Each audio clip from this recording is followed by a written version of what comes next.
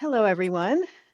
Welcome back, listeners, to another issue of StarrCast Podcast. So, we're recording this in mid December, and it is in the Northern Hemisphere, the time of year when we have the most darkness, and it made me think about a really good fit for this time of year for our episode was something I've discovered just in the last month, and I thought it was so interesting. It's a darkness retreat. Now, this isn't the first of darkness retreats, but it's going to be the best of darkness retreats. So I have with me two guests, AJ Stepaniak, who is the creator and owner of Sparrowland Capital and Within, the Ultimate Darkness Retreat, and Diederik van Middelkoop, the business development advisor. So thank you for joining us, gentlemen. Thank you for inviting us. Thank you for having us. So, darkness retreat. Diederik, you reached out to me and told me about this, and I thought, wow, that's something new. I've been in this industry for decades, and I never heard of a darkness retreat, so I started to look into it. You and I talked, and here it is a whole thing where you go and stay in darkness. AJ, I'm going to ask you to explain it better to us, but you're the one that came up with the idea for Within, and I love that you named it that. So what was, you're a finance guy. Like, how did you get into the darkness retreat business? Well, throughout my life, I've been an entrepreneur. So I started very early at the age of 19. And, it turned out that I was very successful in a young age. So in early 20s, I was already employing thousands of people and having different operated in different industries. Then I graduated from law faculty, became advocate, also created big law firm in Poland. So, I was a constant doer, and financial industries was a part of the game. I was also in medical sector. I was also in logistics and a few others. It's in agriculture, food processing. So, for me, it was never enough. You see, I Mm, was I drove, throughout my life on this paradigm that if I only close this deal, which was always in front in the future, it will make me satisfied, and finally I will slow down, I will settle, and that will be all right, and all the different kind of troubles that I thought I had will disappear. Later you realize in your life, and it was about when I turned 40, so that it's not enough to gather physical things, houses, cars, titles. And when I appeared in Forbes magazine for the second time, I knew it was mm. not this, and nothing was actually this. Nothing could give me lasting satisfaction. So I started sports. So I did, because I wanted to be fit and this. And then I went into spirituality. So I hang out with, New Age spirituality like Wim Hof, did the cold exposure with him, wanted to Hmm. become an Iceman, another batch, another achievement, and then, meditated for long. But nothing gave me the true satisfaction except for once when I was in extreme cold with Wim. It was close to 30 minutes. Suddenly, towards the end of this experience, my mind stopped. So I could hear and see everything. I could see the birds flying and the leaf moving all in the same time, so clear. But there was no narrative. See, there was no, voice in my head explaining what I'm seeing. I got warm. But of course, we finished cold exposure, extreme cold exposure, and then it was really, quite dramatic and traumatic for me. And I wanted to get back. I wanted to get back this feeling, that you Feeling are of up. near death when you can't. Probably if I stayed longer in this water, this warmth and the light, it was something, when you stay more than 20 minutes, your organs start to shut down. Yes, they Depends do. on how you train and, first, kidneys, then the lungs. And so luckily nothing like that happened to me. But I started to meditate long, and I wanted to get this feeling, that I'm absolutely present, but there is no narrative in it. But it doesn't matter how long I stayed solo or I did vipassana or quiet time. Never worked. My mind always was operating. And then suddenly I found out about darkness retreat, you see. And when I heard about it, instantly I knew it was for me. And I checked in with Sky Cave Retreat in Oregon, in US. And when I came out, it was a different. All How, changed. how long was your first darkness session? I went to the darkness on Monday and I left on Friday. So it was 4 days in the darkness. You really do it the hard way the first time around, don't you, AJ? I did really hard way. It was without any preparation. So when I arrived, I just, you know, walk in. It was, if you wish, I can tell you that it's a little bit a humorous story about it because Yes, I do wish. Tell us, you know, please.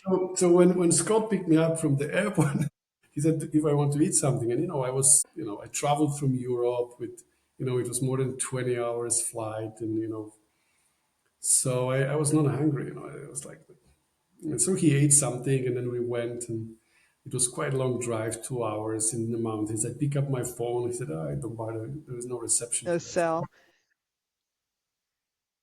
so we arrived, and it was this wooden, doors and the stones, and we go down, with the stairs, and then there is a darkness cabin. And so, I was in my old life, and all my behaviors, and so I said, okay, all right. So, where can I check in? Where's the reception?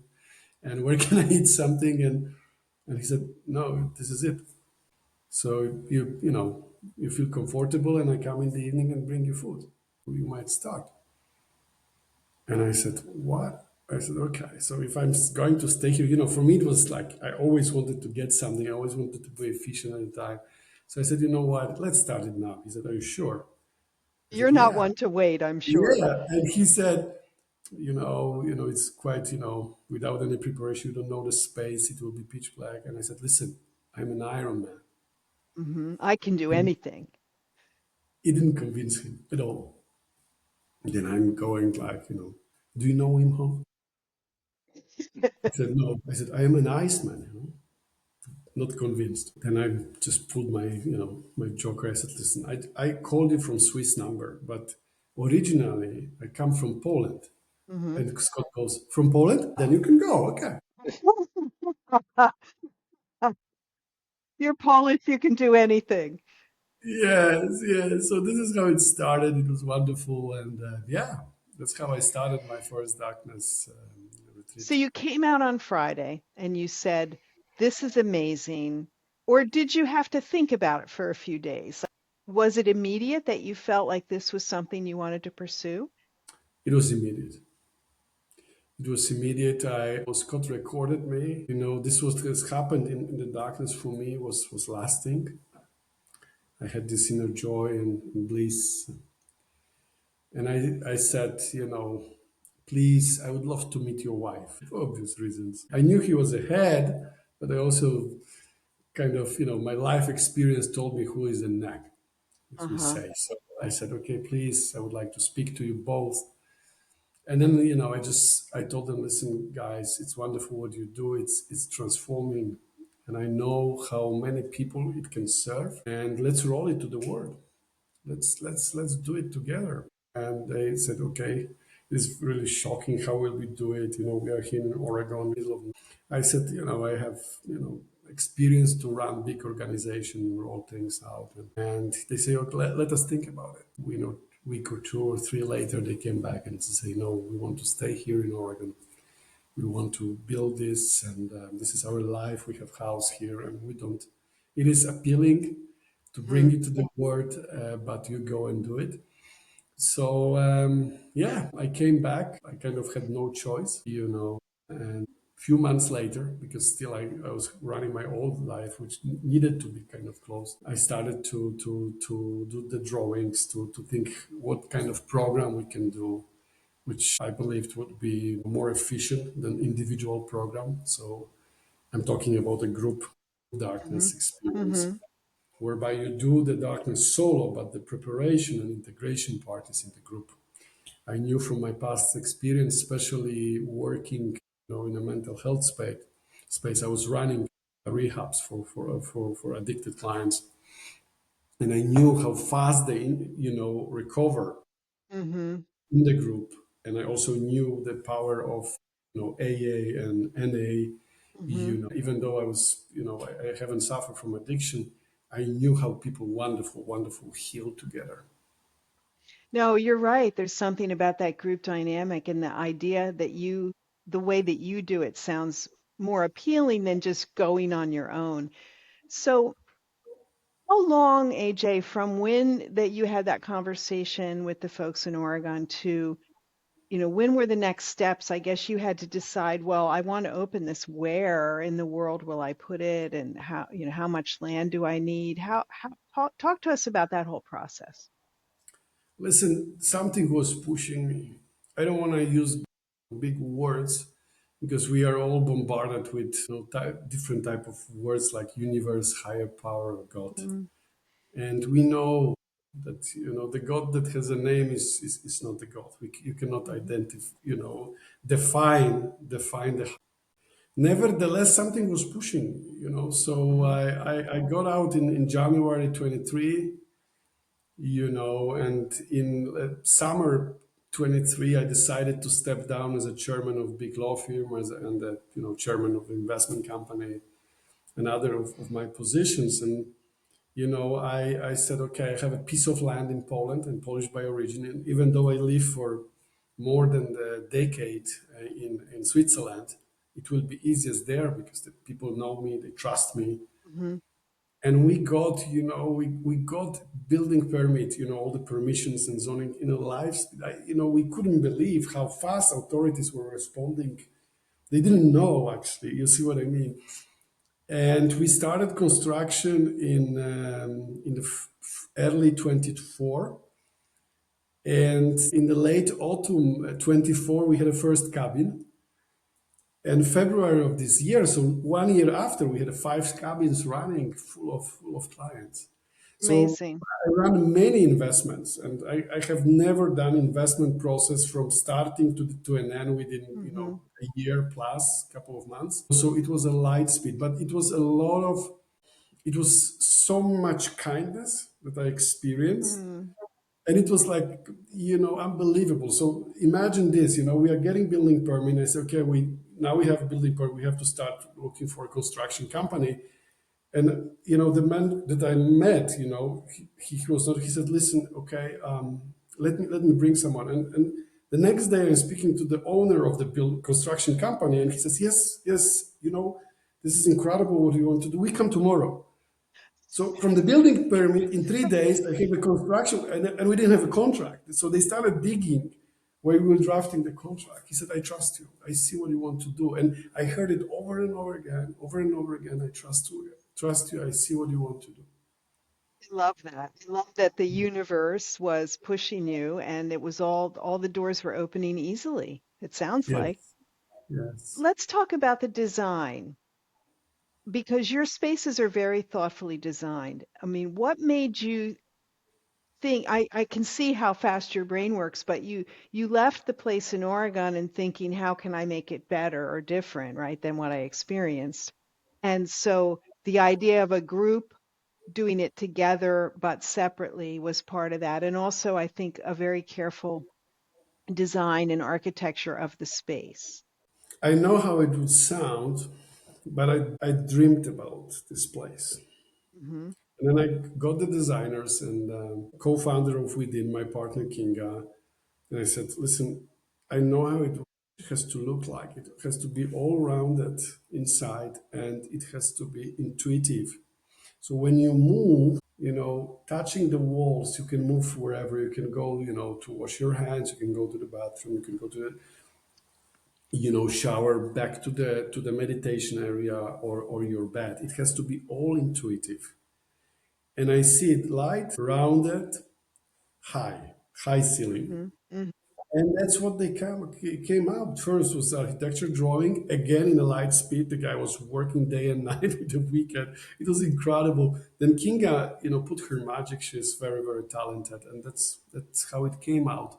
So the idea was, it was not in the opposition because I have to give tribute to all the darkness retreats which were before me. And maybe they didn't Mm-hmm. have resources. You see, maybe they didn't have resources. Maybe they didn't have experience, in architecture design and so on and so forth. So I didn't do anything in opposition.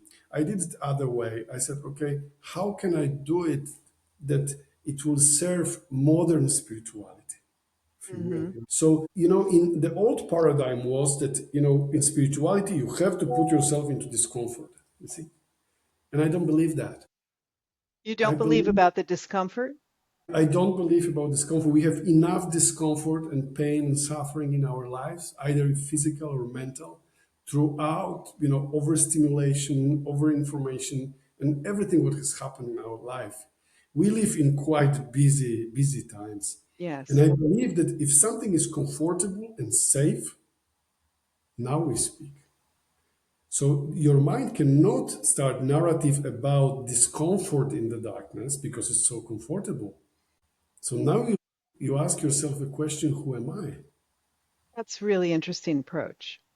Everything is perfect. The food is perfect. We did so much, effort to make wonderful way of bringing food, and the food is government. We took the best chefs. The space is comfortable, so you are there, and now you can observe your mind. The self-realization, I'm not my body, I'm not my mind, brings immense amount of freedom. But the next step, the step of awakening, is to find out who you really are if you are not your mind, you're not your body. So what is there left? If the thought process and the narrative, which is typically, about comparing this and that, like it, not like it, it's mine or mine, it feels good or doesn't feel good. You Hmm. see, they bring us to this my energy or no, toxic. It's all judgment. It's not feeling, it's think feeling. People think feel and they believe they feel. No, they're just judging. And it has a Hmm. different suit, different wearing today. In the darkness, there is nothing and there is no one to watch. It's you. You do So the self. it sounds like the way you've designed it, you bring people to that introspective place more quickly because they are comfortable and they know they'll be fed and cared for. And then, so that worry is not there. It's time to turn inside.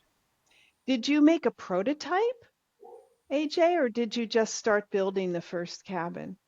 No, the prototype was in my head. I put the Uh-huh. first cabin in, and then this was the prototype. To be honest, we tweaked, we checked it, everything is perfect, and then we gave a go for the next four. So right now we have five cabins. To be frank with you, we are in the process of to build another five. So by Hmm. March and next year, in 3 4 months, there will be 10 cabins. So after the first one, we tweaked because there are a lot of details. So the size, but also the air.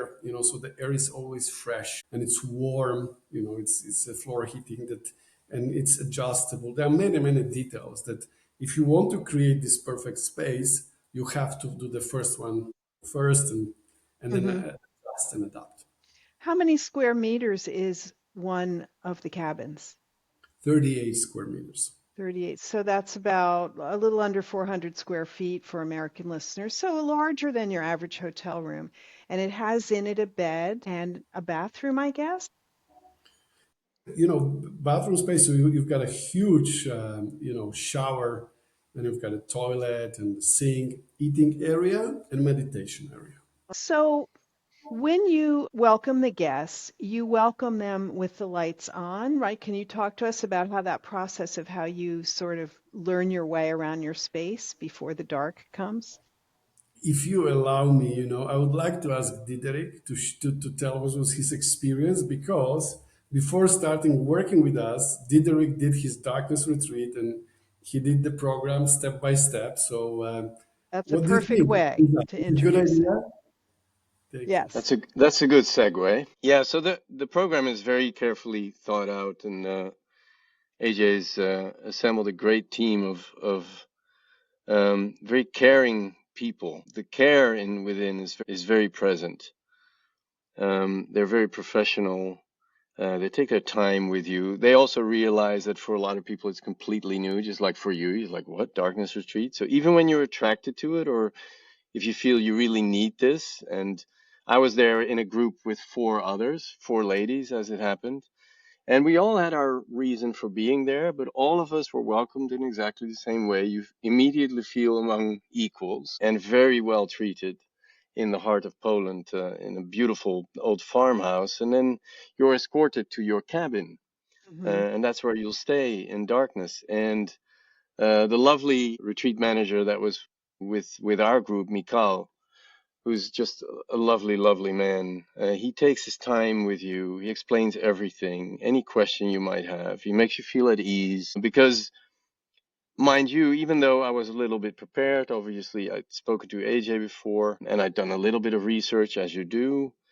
You come into this beautiful place because these cabins within in Poland, they're built like bunkers. They're Mm-hmm. very impressive. They're beautifully built, wonderfully designed, but it's also this bunker that stares at you, and now you're going to go in, and you know that the door is going to close. So there is a bit of a threshold, I guess, psychologically for you to step over. But I can say that after my first night, and also the way I was treated and the way I was guided and everything was explained, I mean, there's so many details that they've done perfectly, that you feel incredibly safe. And that's no accident, obviously. Safety is paramount if Mm-hmm. you're going to have people stay in a dark space for 72 hours or longer.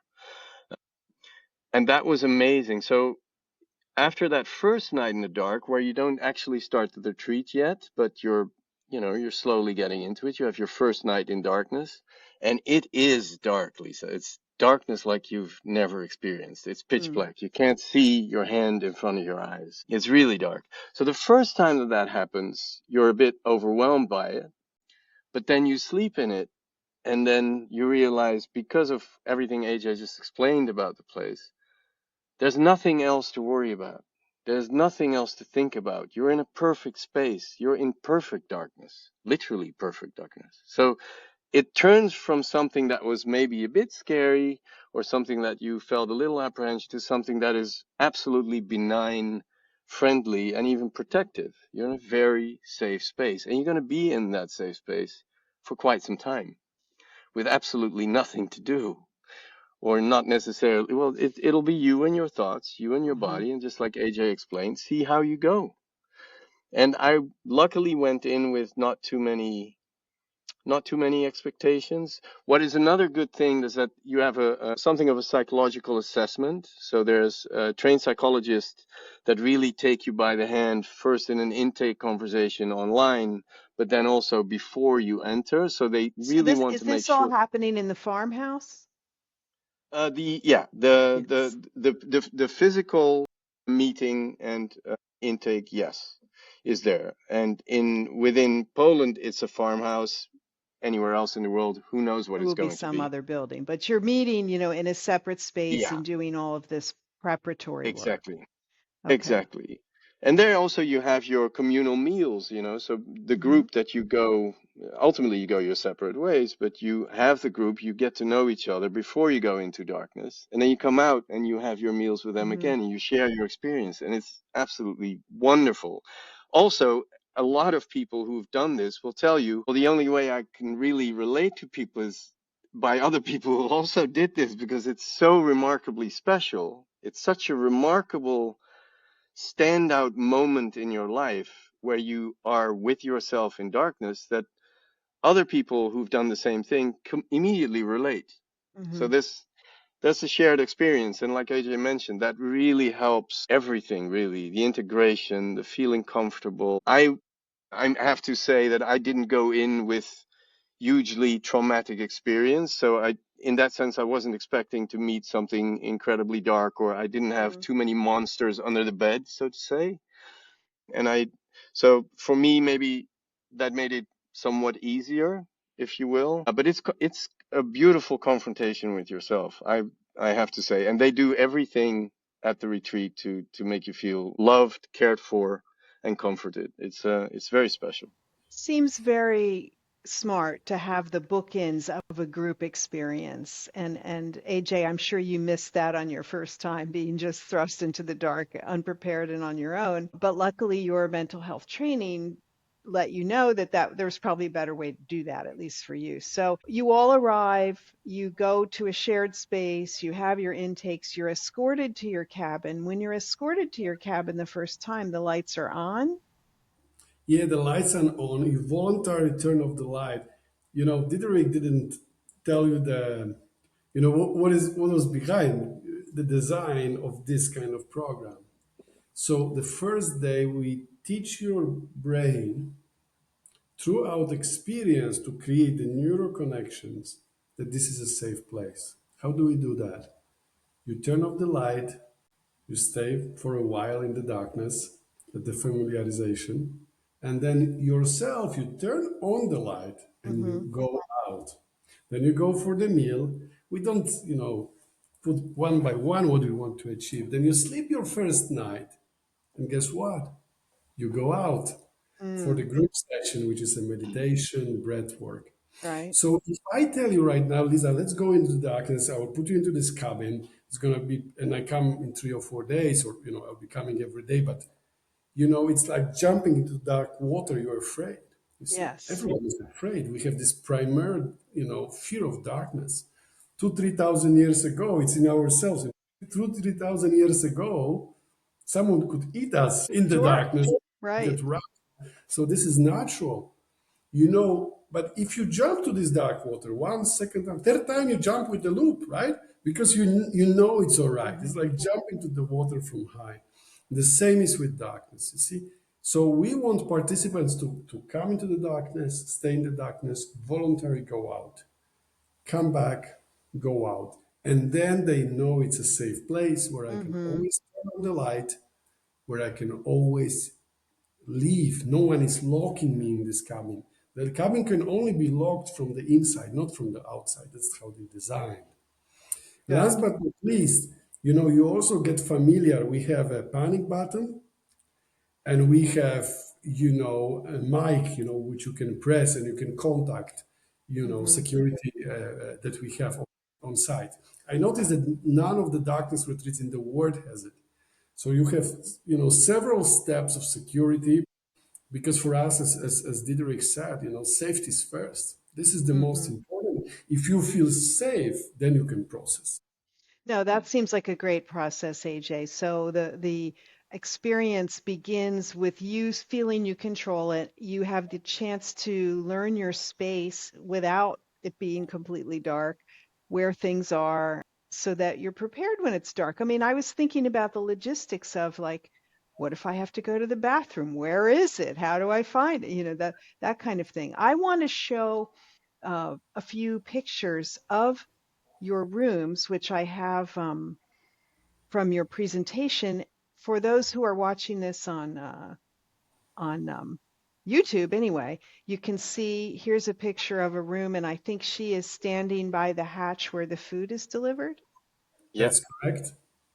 Okay, and then here's another picture of the bed. I love all the rounded edges. It looks very cozy. There's no sharp edges to run into. Here's a picture from the shower. So you shower in the dark. Yeah, this is so cool. It's People amazing. people dance in the dark. You can dance naked in the dark. Amazing. I So, did so handstands in the dark. An you amazing did, experience to you do did? yeah, That handstands was in the dark, brave. butt naked. It's incredible. It's incredible. And you didn't fear that you would fall and hit yourself somewhere. No, I did it against the wall, Lisa, just like you Uh-huh. would do at home. Okay. Okay. So we arrive, we have our communal time, meal, spend the first night, have breakfast, then you go back in and you turn the light off yourself. Yes, man. This is the And fundamental mm, rule. the Turn the control. light on yourself, to close the doors yourself. And how long do most people, like, what's the program options for this? How many hours or days can you stay or would you stay? So there are two options. There is a 6-day program with 3 days in the darkness plus 2 days preparation and 1 day integration. or 7 days program with 4 days in the darkness, Mm-hmm. plus 2 days preparation and 1 day integration. There are two programs that we run. And of course, this is basic. Sometimes we allow for longer stays. Longer than 4 days in the dark? Yes. Yes. For Wow. those who did this in the past and they would like to go deeper. So Mm-hmm. we have participants like that. We have requests like that. Tell me about eating. You have a hatch, the food is delivered. How many times a day? Like where do you eat? How does that work? Well, you get Yeah, sure. So the food is amazing. So it's locally produced. It's all organic. Chefs are amazing, and you get it in these beautiful cardboard, sustainable boxes. You have this. So you saw this picture of the hatch. Then below the hatch is a little bench, if you will, also with Mm, rounded corners, so everything is safe. And you have your little poof there. So most people will sit on their knees. You take it out of the hatch as it's being brought.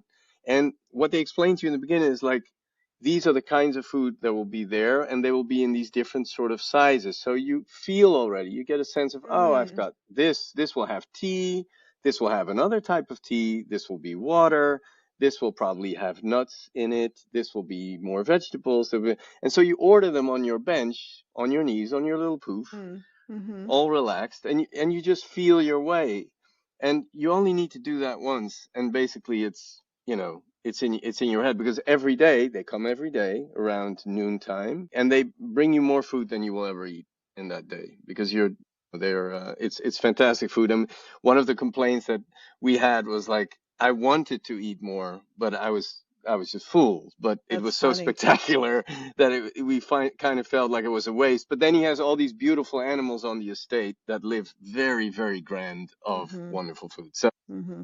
but it's a very simple ritual. And what is really funny is your relationship with food becomes different, and food becomes your friend. I was just going It's to say, great if you food. can't see it, it's all about the taste. All of it, and texture, and you sit there with your hands, and you don't have to worry about, oh, I'm gonna have to shower again. Yeah, well, what else are you gonna do? Of course, shower again. Lovely. So it's in the dark, your relationship with, the actual things in front of you, the the tactile senses, all these things become very strong, very present, and it's lovely. And everybody who's ever done mindfulness trainings knows how present that can make you. And so for people who do mindfulness, I will tell them, this is mindfulness on smack, or Mm-hmm. mindfulness squared.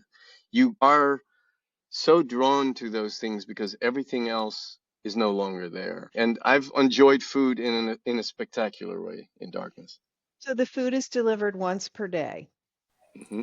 Yes. And I would guess then that that contributes to the participant kind of losing the cadence of time and, oh, it's dinner, it's breakfast. Is that intentional, AJ, in the design of the program? Yes, it is. It is. After 24 hours, you lose track of time. The only moment during this 24 hours is when the retreat counselor is coming with the food and also to talk if you wish to talk. So I believe in power of nothingness. Mhm. There is immense power in this void if you allow for that. So we deliberately don't deliver 3 times or 4 times a day, not to also to disturb the processes because some of the processes are quite deep. So I get my food, I sort it, I eat it. Diederik, what else do I do? Now I'm into my first day. I've got my food and it's dark and I'm doing handstands. Like you have 2 more days to go. You listen to AJ. You listen to AJ, who will tell you, "Don't do anything Hmm. and see what Well, happens." there is a lot of don't do anything. Obviously, the experience is not the same for everyone. I didn't sleep all that much during those 72 hours because I didn't feel the need to. I relaxed, I meditated, I did a lot of meditating, I did small exercises. So I just kept myself busy when I wanted to be a little busy. I must have showered 20 times in those 72 hours. do I want to eat another bite? Maybe I'll have another bite. Maybe I'll do a little exercise. It's all just little conversations, see what we're going to do next. Other people, I know that one of the ladies she came from Michigan actually, and she was just in need of a lot of sleep. And this was the best place in the world for her Mm. and the best circumstances possible. She says, oh, I was naked and sleeping. And that was the best thing for me. And of course, you're not sleeping for 72 hours. So she will have her waking moments where, you start to think about what am I going to do next? But the fact that you don't have to do anything and that there isn't actually all that much to do, that's part of that process. Because then the people that always need to do things now start to get it Hmm. because they always need to do things. So now their mind is telling them, what is next? What is next? What am I going to achieve next? Well, actually, it doesn't matter because you're just here in darkness and everything is fine. And that's an amazing state to be in. I can imagine. I'm sure you certainly lose track of time, Diederik, but in your Mm. experience, how far into the retreat were you when you really started to think about the deeper issues of life? I think on day 2, that sort of fairly rapidly started to come to me. And like I said, in my case, that wasn't so much traumas, but I went through the history of my life and everything I've done and known. I've lived around the world. I've known a lot of people, but it ultimately, and if you look at my testimonial, because they create these wonderful testimonials of participants as well, it really turned me into the simplest person that I am. And it took away all the clutter and it took away all the things that aren't really necessary and aren't necessarily a part of me. If I consider myself alone in a dark space, then I know exactly what to love, what to do, and how to be, and how to behave, and how to be okay with myself. And that may sound shallow, but it is a huge accomplishment if you otherwise constantly run by the mind and by things you need Mhm. to do to actually be okay with yourself, to sort of hug yourself and go, this is all right. Well, I'm it's okay in very here. powerful, I'm sure. As a It person is. who lives on lists and things to do, I can imagine that the emptiness sets in when you don't have a list to drive you and you have to look deeper, which is the point, AJ, of why you did this, Yeah. correct? Yes, I mean, this is incredible what can happen when you see the nature of the mind. The storytelling and driving yourself, sense of identity from those stories and treating, the present moment, which is actually all that we have, Lisa. There is nothing else that you have right now. But the Hmm. present moment, the future hasn't been born yet, it's yet to come. And in this sense, it's imaginary, you see. And very often we don't put our attention in the present moment. We treat it as a mean to get something in the future. It's always something out there more attractive, more important than this and that. And in the darkness, you can realize how precious the present moment could be and how the mind is driving. I call it unobserved mind. Some authors call it ego.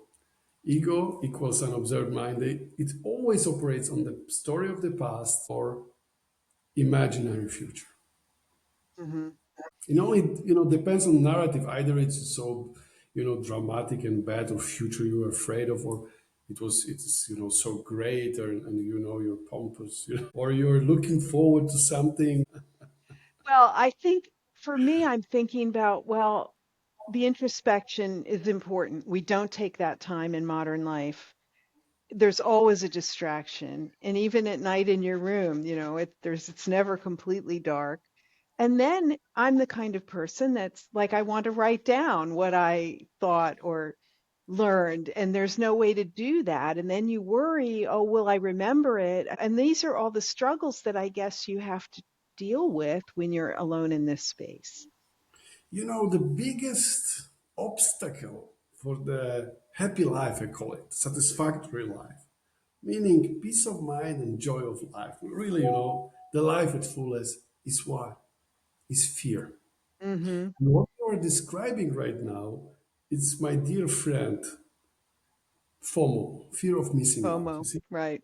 if I don't write this insight, oh my God, then I'm going to miss something. Maybe I will not share with people or this and that. It's always out there. Fear is, and imagine not writing and being all right with that. I can't imagine it, but I'm glad that there's a place that paves a way for you to imagine that, for you to experience this. Mm.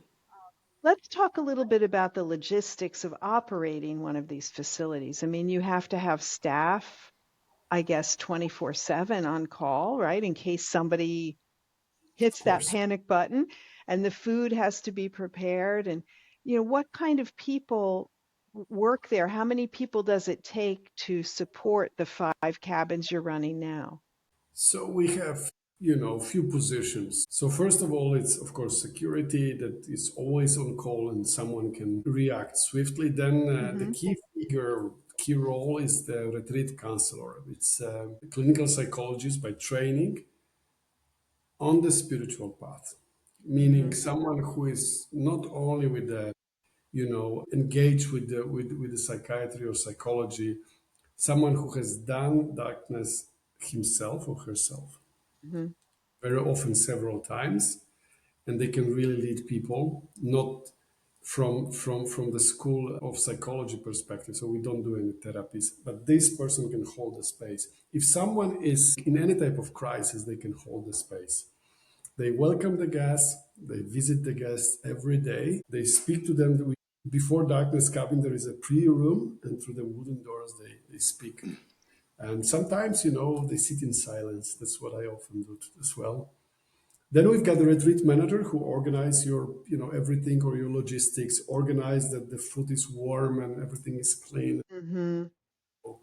So that would be basically the key people. Of course, we've got wonderful people from the service, from the maintenance and kitchen, which I really respect and I adore.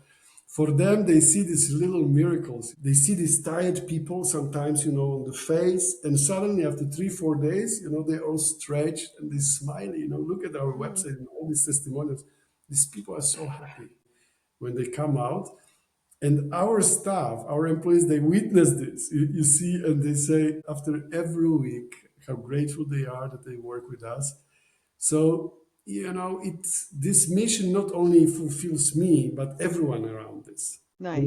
This kind of, substance free, totally, rooted in the ancient tradition, but innovative method to recalibrate, to self rejuvenate, to self discover is incredible.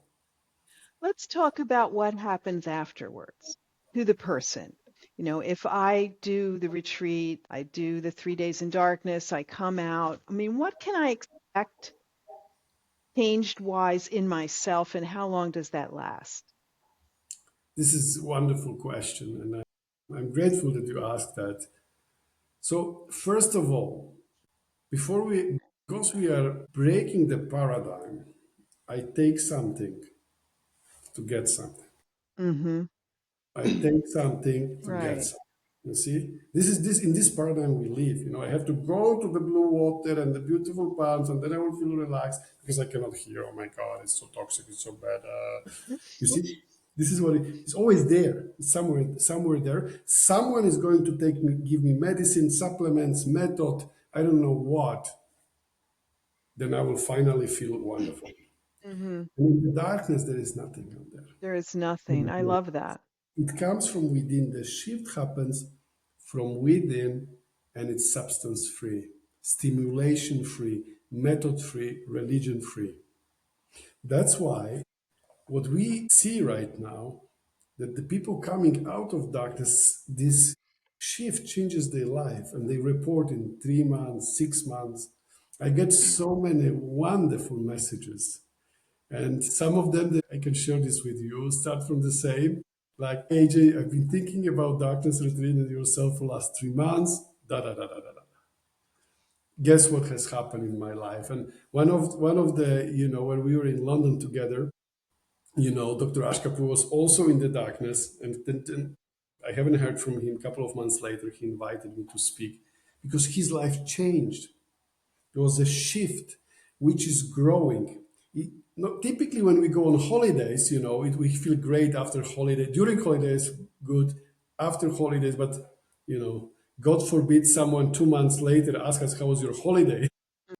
Right. You're like, what holiday? What holiday?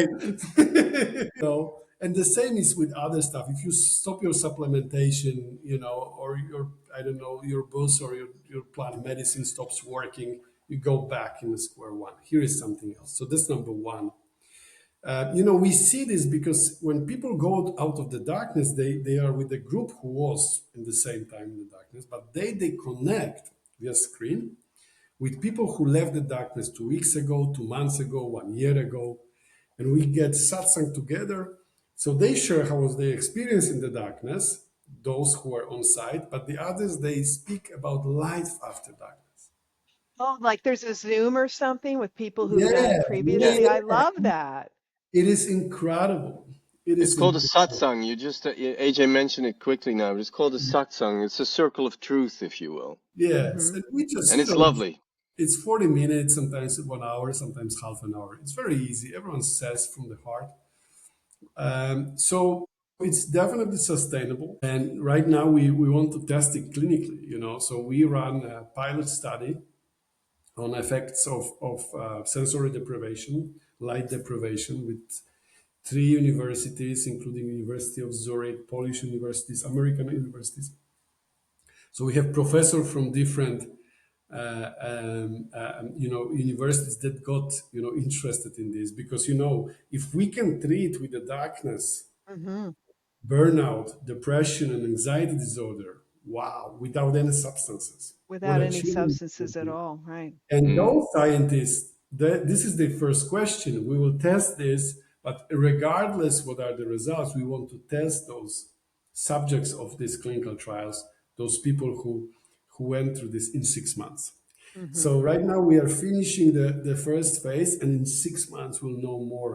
I'm super excited about it. I know empirically because I know I'm with this. Most probably will do good, but let science and scientists to do their work. This is how is your life. There is the effects of the darkness. You have to divide in 3 layers, and I will not mention all. But first of all, it's physiological. So people report, first of all, because of recalibration of the circadian rhythm, that they sleep better, Mm. they have a better memory, and they have clarity. You see, it's kind Mm. of taken away. And it's because of biochemical processes, mainly huge secretion of melatonin that comes. And there are no other way that to be only 2 days, 48 hours in total darkness that the brain does this, that will inject such an amount of melatonin. Also hormonal regulation on a physiological level and decreasing of hormones of stress. On the mental level, people get resilience towards adversities of life.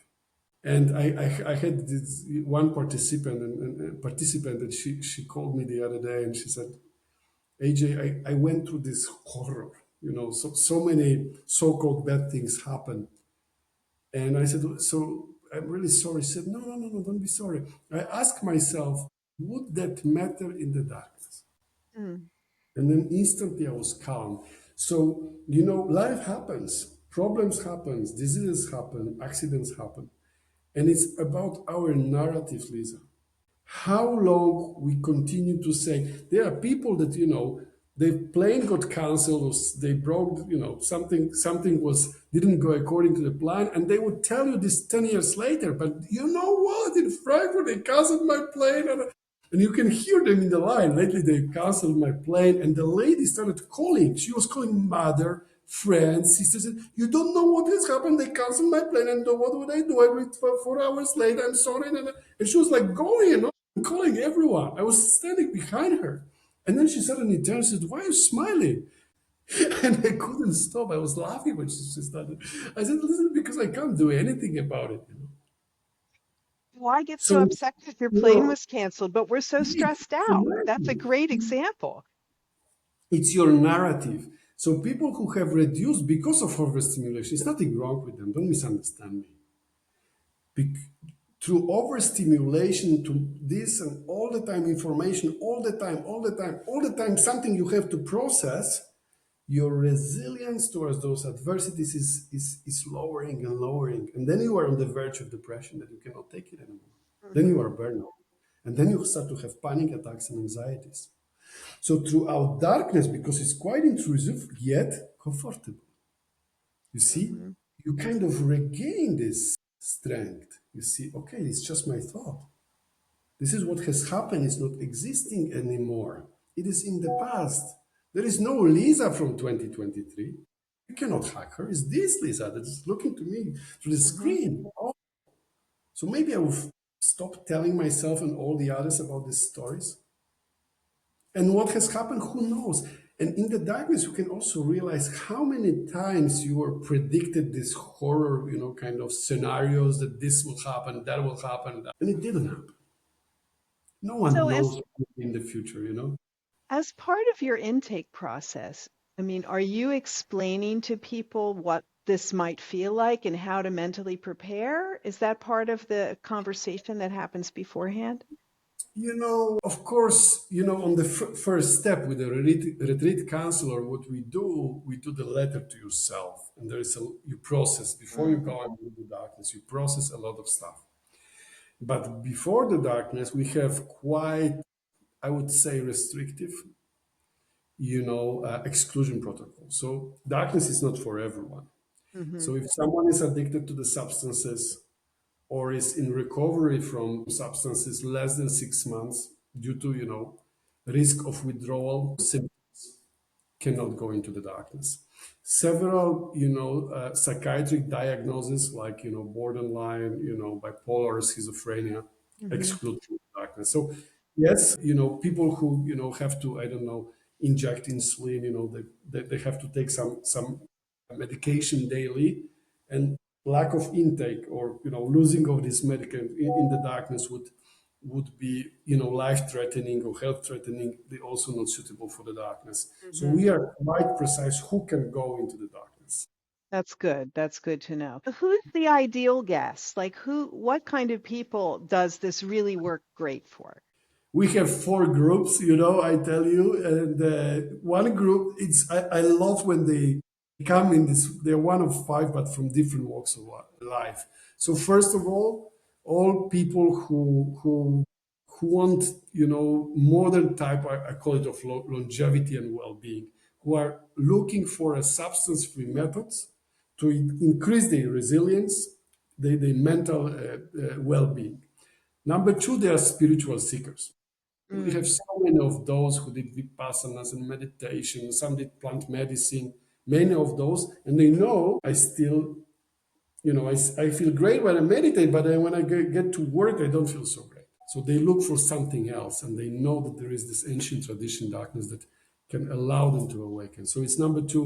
Number three would be, adventurers. Adventurers. So Mhm. all people who like, some extreme, some different type of experience, they would come to us. And number four, there are people who struggle with mental health issues, especially depression or burnout, and they went to the different kind of therapies, talk therapies for 2 3 years. It didn't work. They took some antidepressants. It didn't work really for them, and they look for some other solution which would be safe, but maybe could work for them. So that would be the four groups. Lovely. I love how you categorize that. And there's plenty of people, in each of those segments around the world. When What's the return rate? Like when a guest leaves, how soon would you say is there a is there a guideline for how often to do this? And do you have people returning for second and third visits at this point? I love your question. Yesterday, I was presenting here in Switzerland in Zug, and it was exactly the question, also combined because they were finance people with subscription. Hmm. So I really hope that they never have to come back. You understand? So Okay. that's why I call it ultimate retreat. Not only because I believe we have program that is really tweaked to the perfection, but maybe it's your last retreat. Ultimate Maybe, darkness retreat because it's the last one you'll ever need. yes, maybe, perhaps, that you never need any type of retreat where you are believing, where you stop believing that you have to fix yourself. Maybe you can start enjoying your life at fullest, and bringing to others and to yourself this joy, this freedom. So, but of course, there are people who come back. Very often, people send their spouses. Oh, that makes sense. I'm enlightened now. You need to go. Yes, exactly, exactly. And also their friends. So we have many people who refer their family and friends. Uh-huh. So I don't believe you have to repeat it at any time. If you open to the fundamental truth who you really are for your own self, it's your own truth. You can tackle love in its essence. Because love is not about feeling great or getting this, I will love you if you dance with me, I will love you if you sleep with me, but if you sleep with someone else, then I don't love you. It's a deal. You see, the true love is about freedom, Hmm. allowing to live according to your own truth. But you first have to allow yourself to live according to your own You truth. need to know what that own truth is first before you can live it, right? Yes, and then So, you can allow the others. Diederik, you're a business development advisor for the company. I'm sure the plan is to grow this Ultimate Hmm. Darkness retreat from the single location with 5 pods and 5 more being built into what? I mean, what do you envision? How many of these do you see happening in the world? Well, I know that if I ask AJ, that he sees an enormous number. Mm. I happen to believe that if someone's going to do it, he's going to do it, and I'm really happy to do it with him. It's such a profound and powerful experience, and it's interesting that AJ mentioned AA and those kind of Mhm. meetings that people know. What I've always loved about those, not that I frequent them all too much, but what I've always loved about them is that there seems to be no hierarchy, and they're Mhm. properly purpose driven. They come from purpose, and that's the motivation for every part of it. And I would say that Within has that as well, and I think that's why it will do really well. And the plan basically is to take the stress nucleuses of the world. So take London, take New York, take Amsterdam, take Sydney, take it could be anywhere in the world where those stress centers are really manifest.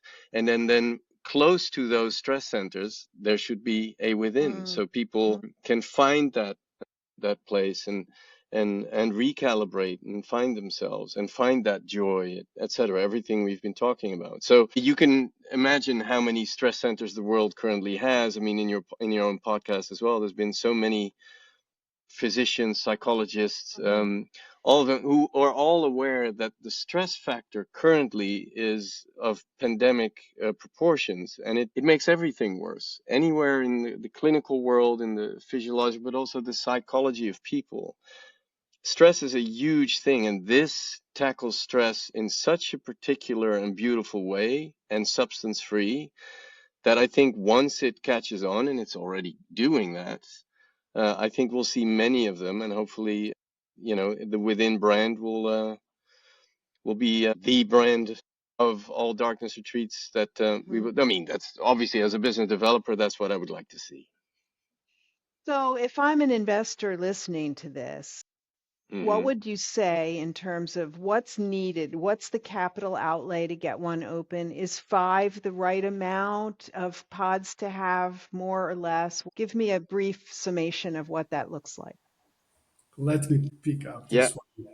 So, ideal center is 10 cabins, and we welcome investors on two levels. So, real estate investors who would allow to build on the ground on the real estate that they own, and we are going to pay rent, a Hmm. secure 15 years lease, and so on and so forth, with excellent conditions. That would be the one investors who would like to have tenants, sustainable income. Others is on our operating company level. Those who would like to, help us roll it and operate it in the world, first in Europe, then in US.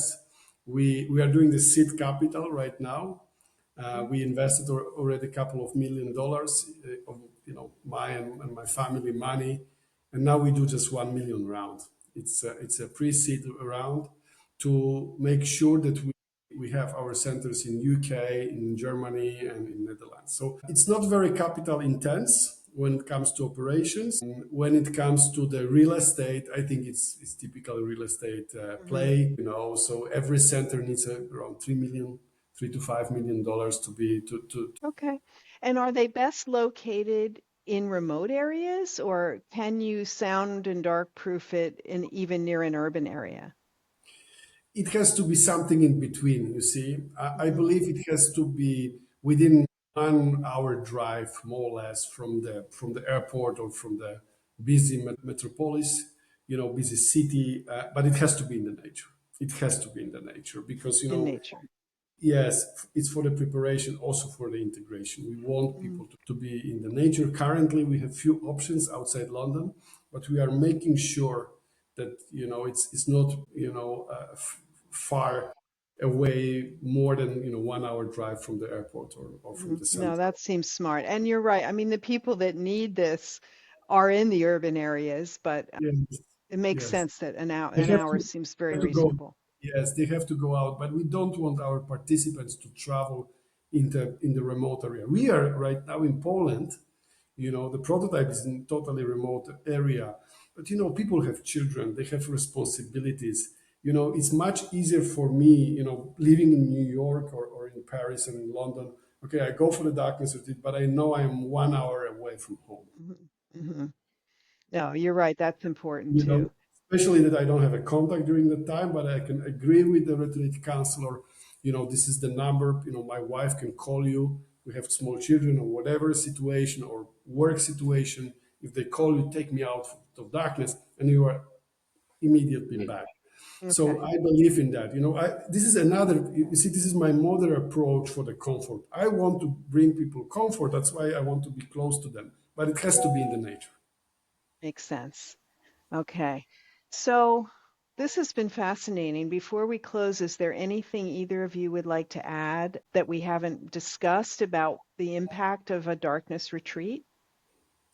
Yeah, I have a question. Go When ahead. are you going to visit us and do your first? Boy, I thought about that when I spoke to Diederik. I thought, well, it would be really interesting to experience this, but 3 days, could I do it? I don't know. But you have to test yourself. It brings us back to the name. I love that you called it within because it communicates that the answers are in you, right? It's not that we don't need outside input and drugs and therapies. I mean, often the answer is within us. And this gives you that opportunity to go there in a protected way and managed way, which is very appealing. So I think this is going to be very popular, and I'm excited to share this news with the world. AJ Stepaniak and Diederik van Middelkoop, thank you so much for joining us. The website is theultimatedarknessretreat.com. The company is called Within. Check it out. It is the next wave in, I think, popular retreats in the wellness industry. Thank you both for joining us. Thank you very much. Thank you. Thank you, Appreciate Lisa. it. Thank you.